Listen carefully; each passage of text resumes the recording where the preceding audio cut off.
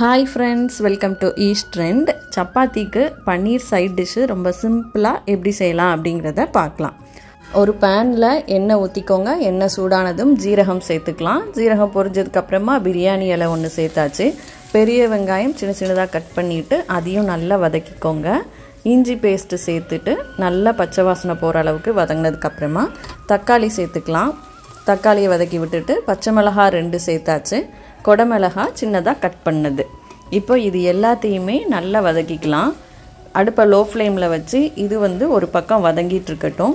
இன்னொரு பக்கம் ஒரு பவுல்ல தயிர் சேர்த்துக்கலாம் ஃபர்ஸ்ட். அடுத்ததா ஒரு 1/4 ஸ்பூன் அளவுக்கு மஞ்சள் பொடி, 1 ஸ்பூன் மிளகாய் வத்தல் பொடி, 1 ஸ்பூன் மல்லி பொடி, தேவையான அளவு உப்பு, கரம் மசாலா 1 ஸ்பூன், கொஞ்சமா கசூரி மேத்தி. இது எல்லாத்தையும் சேர்த்து நல்லா மிக்ஸ் பண்ணி விட்டுக்கலாம். இதை செஞ்சு முடிக்க மொத்தமாக ஒரு 15 நிமிஷமே போதுமானது.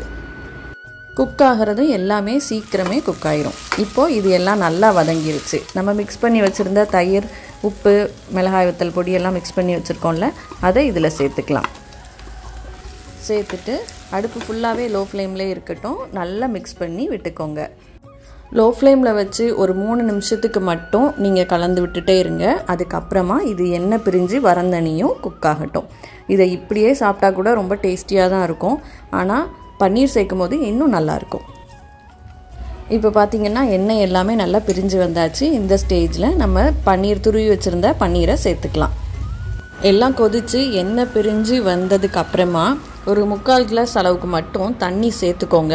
தண்ணி சேர்த்ததுக்கு அப்புறமா பன்னீர் சேருங்க.